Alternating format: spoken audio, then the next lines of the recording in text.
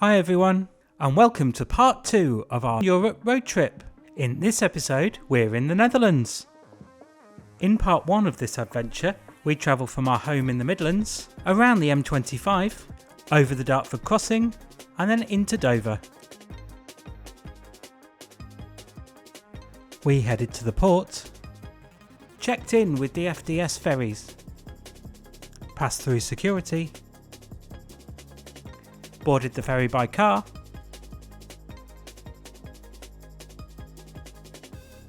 and headed over the channel.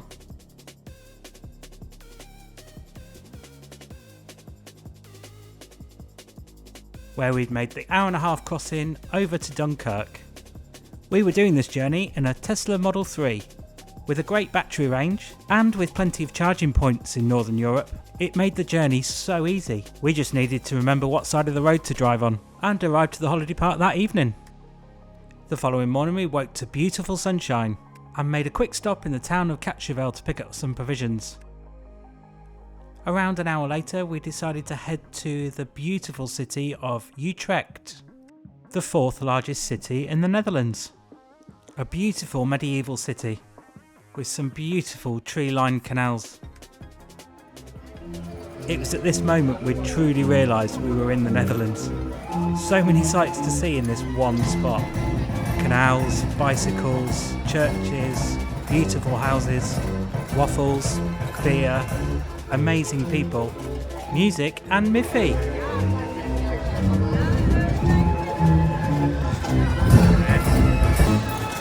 We spent the morning having a really good look around the city centre. There's some beautiful gardens, the church in the main square is amazing, and we were just in time to witness a rehearsal.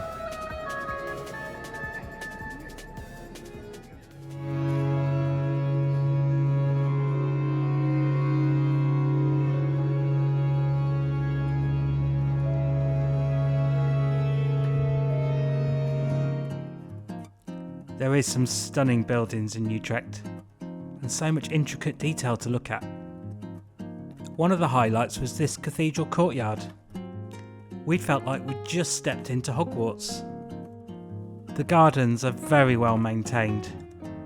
It's like a mini oasis at the heart of the city, so tranquil and peaceful. And everything was in full bloom. If you are a Harry Potter fan, we'd highly recommend a visit here. All of the grounds and the hallways just feels like you're at Hogwarts.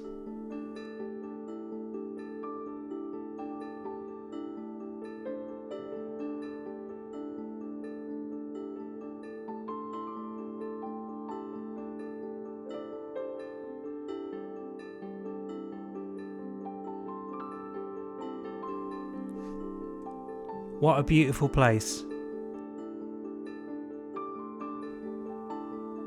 Next to the Dom Cathedral you'll find this really lovely square area surrounded by trees, where you can take some time to view the beautiful architecture of the cathedral. From the cathedral we headed down some of the beautiful narrow streets that Utrecht has to offer. There's so many beautiful restaurants and bars. It's also a great place for shopping. All the restaurants here had great seating outside, and on a day like today everyone was enjoying the beautiful weather, spending time with their family and friends enjoying a drink in the sun. Utrecht is a really lively place, and by day and night you'll find so much to do. You can even cycle on pedalos down the canal.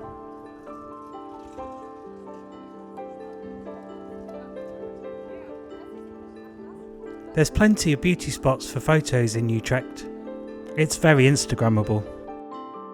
And for foodies out there, there's plenty of options too. From delicious cheeses to amazing street food like these fries that had all the toppings you could ever want, all cooked fresh to order.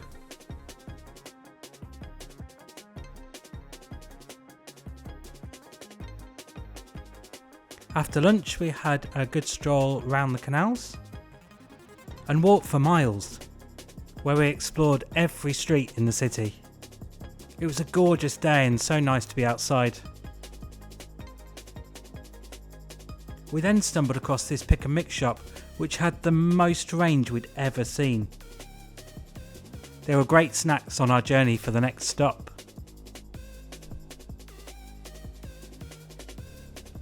The beautiful town of Gorkum with its amazing windmill. The largest fortified city in the Netherlands. This windmill was built in 1764. It was really badly damaged in the Second World War, but in 1965 it was fully restored. It's an amazing building, situated right next to the Boven River.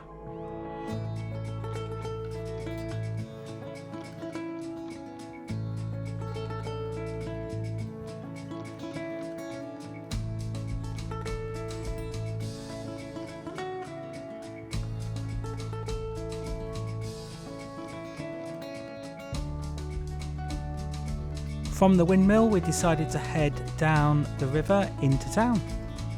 It was a beautiful evening for a stroll.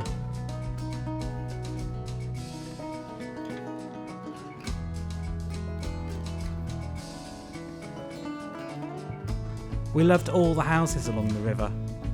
It was a really quaint place, with lovely bridges decorated with flowers and a beautiful town square. And so our day was coming to an end, so we headed back to the campsite, where we cooked ourselves a meal and headed for bed. We were at Brighton early the following morning, where we headed to Holland's National Park, an area of 55 kilometres squared, with amazing woodlands, sand dunes and a gallery. Entry to the park is around €13 per person, and that includes free use of one of these 1800 white bicycles. You just pick one up and away you go. So once a quick study of the map, we decided to do the whole circle of the park. With 55 kilometres squared to discover, we better crack on. There's a great cycle track all the way around the park, which takes you on a route through all the amazing forests. Keep up! And big wide open spaces.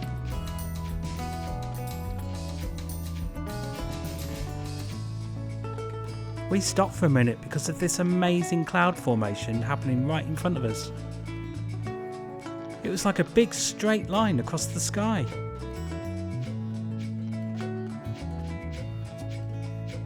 So on we cycled for another hour, where we finally reached these amazing sand dunes and found the gallery right in the centre of the park.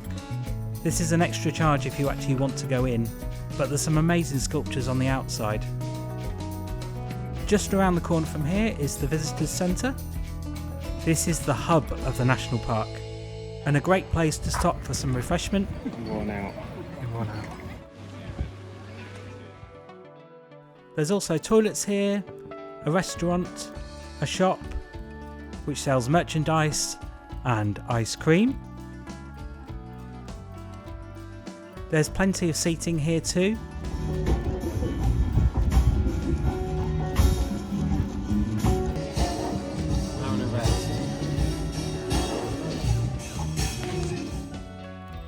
There's also a Discovery Centre here, which is a permanent exhibition based around nature and the environment.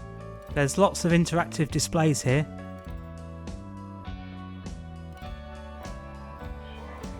That's what makes it grow. And cool water from the ground also prevents our needs from scorching.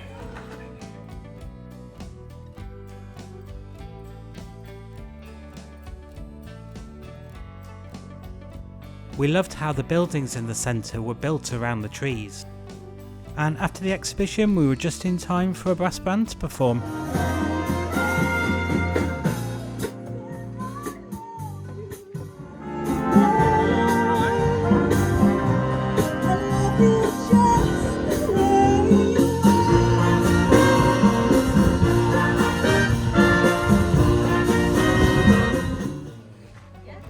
It was time to pick up another bike. Don't worry if you can't find the original one you used. There's so many here, you just pick up another.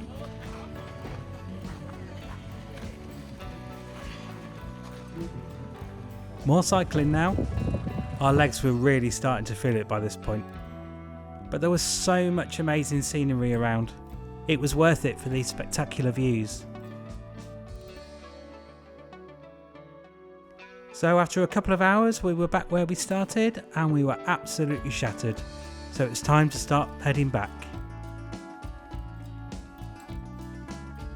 It took us just over an hour to get back to the holiday park, but we'd stopped for a charge of the car and a cheeky McDonald's on the way home. A few snacks back at the caravan site and time for bed. We decided to have a lay-in the following morning and then got on the road for about 10:30, where we were heading to some amazing windmills. These were situated in the north of the Netherlands, so it took us about an hour and a half to get there. So we took the ring road round Amsterdam to arrive at Zaanse schans, probably one of the most famous sites for windmills in the country, which hosts a variety of crafts, food production and the making of clogs. There were so many on display here throughout the exhibit, all different shapes, sizes and colours, as well as this diamond encrusted clog. There was also a workshop where you get to see clog making by hand. There were various demonstrations throughout the day, so just check when you arrive. It was fascinating to see the process and how they were made. The staff that work here are incredibly knowledgeable too. Attached to the workshop there's a huge shop full of clogs that you can buy to take home. Will they suit me?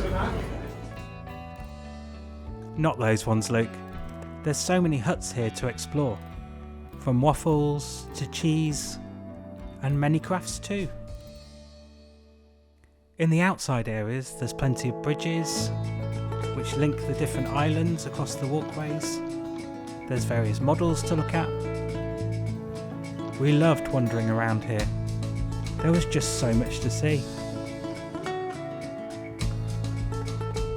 We got to see how local cheeses were being made.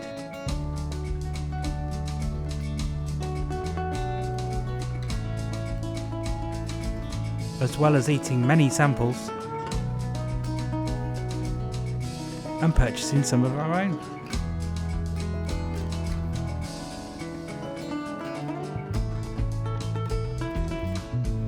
Time for an ice cream, I think.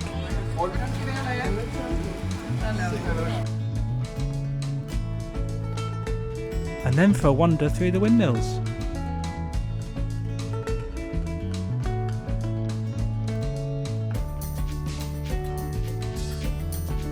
How's your ice cream? It's really nice, thank you very much. Good. Plenty of opportunities for photos here, as well as looking around some of the exhibits. Just bear in mind that some of these have an additional charge. At the end of the windmills, you'll see this ferry, which for a €1.50 ticket will take you on a ride across the water and into the town. You get some great views of the windmills from here. And if you're lucky like we were, they did a few laps to get some photos.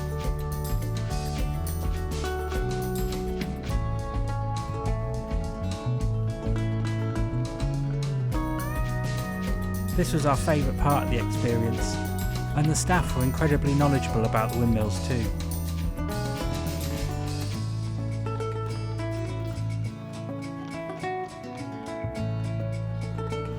Across the other side of the water now, we decided to explore a bit of the town, which was mainly just a really quiet residential street, but there's plenty of houses and gardens to look at.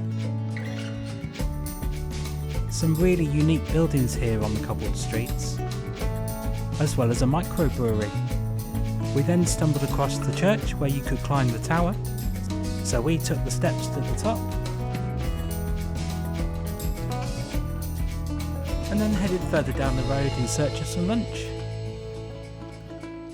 where we found a spa shop, so we had these really nice pizzas.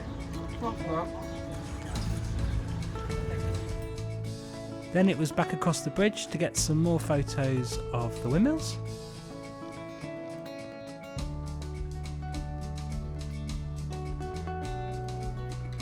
And then back into the windmill area itself. We found this jetty area where you could get closer to the windmills to see everything in action, without having to pay the charge to get in. We've had a fantastic day out here. Zaanse is free entry, but if arriving by car, expect to pay around €15 to park your car here. And just bear in mind some exhibits have an extra charge.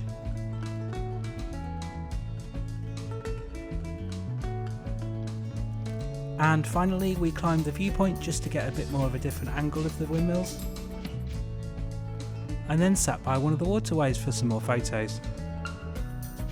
And finishing our day by driving to the nearby town of Haarlem. It's a beautiful little town with another cathedral, lovely town square, beautiful cobbled streets. This one our favourite with all the rainbow flags.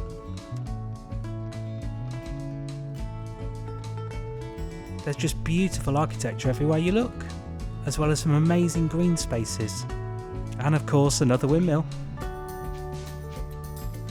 And then the hour-and-a-half drive back to the holiday park. We've had a really cool day, but a long one, and we were very tired. Night night. Join us next time, where we discover the magic of Efteling theme park. We visit The Hague and go to delightful Delft. So don't miss out on our next adventure, hit that subscribe button. Thanks for watching.